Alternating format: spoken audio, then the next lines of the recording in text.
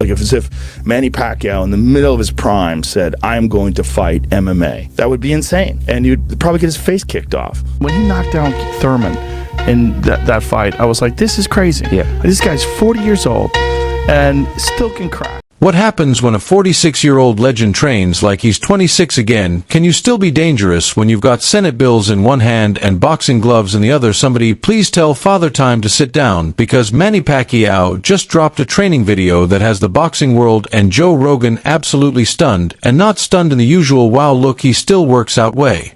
We get taken down, strangled, and he would be helpless. It's a different skill set. There's so much more to MMA. Number stunned, as in what in the flying fists of fury is going on here? Pacquiao isn't training like someone gearing up for a charity exhibition. He's training like a man possessed, like someone who skipped retirement and instead signed a blood pact with his past self from 2008. It's combat sports, this is what we deal with. Yeah. The big one was Manny. Manny was the one that everybody was always accusing. And Manny was the first. Manny went up 8 weight classes. Rogan, who has seen his fair share of jaw-dropping footage from spinning back kicks to DMT-fueled enlightenment, was practically speechless. And if you know Joe, that's saying something, he called it insane, unbelievable. He said Pacquiao still hits like a truck and moves like he's sprinting through time. It's almost as if Manny dipped himself in the fountain of youth, drank a protein shake, and then suplexed the calendar. 8 weight classes. He kept his knockout power. He's fighting as a little boy. And most people thought that Manny was on PEDs. Correct. Now let's not ignore the reality here. Pacquiao is 46, that's 4 years short of a half-century, that's old enough to have grandkids learning about photosynthesis in school, and yet here he is bouncing in the gym, fists, flashing footwork, dancing like a man who just discovered boxing yesterday and decided to master it before lunch. It's less of a comeback and more of a time heist. He's stealing moments from the past and dropping them like bombs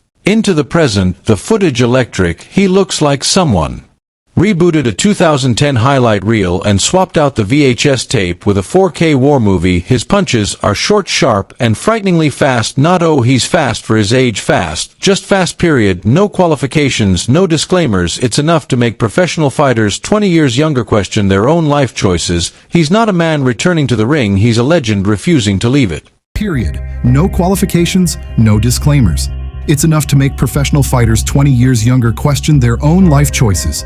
He's not a man returning to the ring. He's a legend refusing to leave it. Correct. And then they thought that Manny got off PEDs when he fought Juan Manuel Marquez and he got starched. There's a two-sided story there. He got off PEDs. The opponent this time around, Mario Barrios, younger, fresher, active, the WBC welterweight champ, a lion in his prime. And while Barrios is no pushover, he's tough, technical, and capable. This fight is less about who's in front of Pacquiao and more about what's still burning inside him. He's not just fighting Barrios, he's fighting doubt, he's fighting time, he's fighting every critic who assumed that Manny Pacquiao was done after his last loss to Dennis Yugas. You remember that fight, the one where Pacquiao looked more like a politician than a pugilist, but this is different. This is raw, unfiltered Pacquiao. No campaign rallies, no policy debates, just gloves and guts. And that's what's got Rogan and the fight world frothing at the mouth, because legends aren't supposed to do this. Legends are supposed to ride off into the sunset, not rev up the engines and blaze right through it. And let's talk about what's at stake. This isn't a vanity match, it's a full-blown title shot.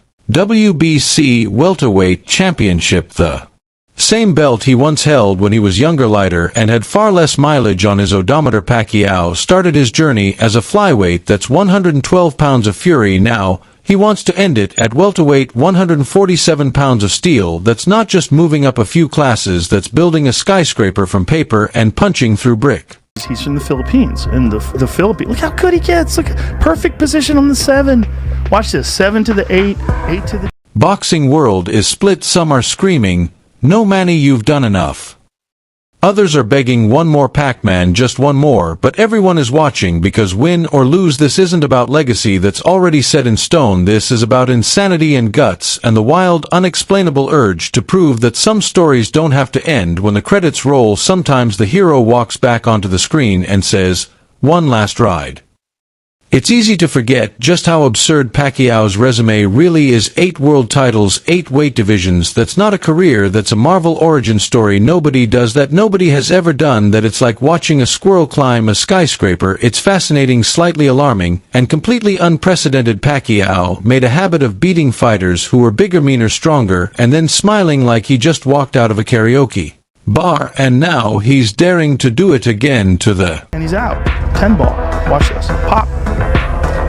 if you watch how he strokes the ball, like. What kind of madness is this? What kind of fire keeps a man going this long? This isn't about money, it's not about fame, this is about obsession, a pure unfiltered love for the fight. The training video proves it. He's not easing back into things, he's not shaking off rust, he's sprinting toward the challenge like a gladiator charging into the arena. And Joe Rogan, who's watched humans do everything from choke each other out in the octagon to deadlift small cars, is legitimately in awe. But here's the catch: if he loses, it's not just a loss, it's a thunderous reminder that age is undefeated, that legends must eventually kneel before time. But if he wins, it might go down as the most ridiculous, glorious, irrational victory in modern boxing history. Think George Foreman beating Michael Moore in 1994, only this time it's a 5 feet 5 inches Filipino dynamo running for office and running over opponents at the same time. And that's the twist: Pacquiao isn't just boxing, he's a politician, a senator, possibly the future president of the Philippines. So while most people use their mid-40s to settle into a second act, Pacquiao is treating his like a reboot. He's juggling Senate sessions, campaign strategy, and championship training camps like it's just another Tuesday. And if that doesn't make you question your own productivity, nothing will.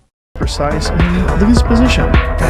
He's a professional, like a legit professional. Critics call it delusion, supporters call it destiny, but no matter where you stand, the fact remains: Manny Pacquiao is fighting again, not for a paycheck, not for nostalgia, but because he can, and that terrifies people. Because what if he pulls it off? What if, against all logic, science, and bone density charts, Manny Pacquiao wins? What happens? Then the boxing world may have to tear up the rulebook again, and Joe Rogan isn't the only one hyped. This training video has lit up fight forums, reaction channels, and sports talk shows like a 4th of July fireworks display. Analysts are arguing, fans are fantasizing, and somewhere in a quiet gym, Pacquiao is probably landing 500 punches on a bag that's never done anything to deserve such treatment. Mario Barrios, for all his youth and confidence, knows what's coming. You don't take a fight with Manny Pacquiao without expecting chaos. He's the kind of fighter who turns even strategic bouts into storm fronts, and now he's got the eyes of the world on him, not just because he's the champ, but because he's the guy standing in front of the myth. Imagine the pressure: you're 28, in peak shape, riding momentum, and then you're told,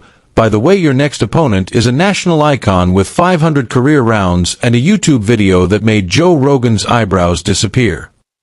That's the kind of pressure that melts minds. If decides to retire from fighting and goes into professional pool, he might win some world championships. Like, no. Pacquiao doesn't just hit hard, he hits with legacy, with history, with the weight of a million fans screaming in unison. Every punch is a reminder of who he is and what he's done. And Mario Barrios, he's not just fighting a man, he's fighting a myth. So when Pacquiao's team dropped that training video, it wasn't just hype, it was a statement, a declaration of war, a middle finger to time, and a polite notice to the WBC that business is about to get biblical. The footage is addictive, rewatchable, impossible to ignore, like watching a tiger do calculus. How is this man still this fast, still this sharp, still this dangerous? Commentators have thrown out every theory from cryogenic sleep to alien genetics, but the truth is simple: Manny never really stopped, he just paused, and now the play button's been smashed.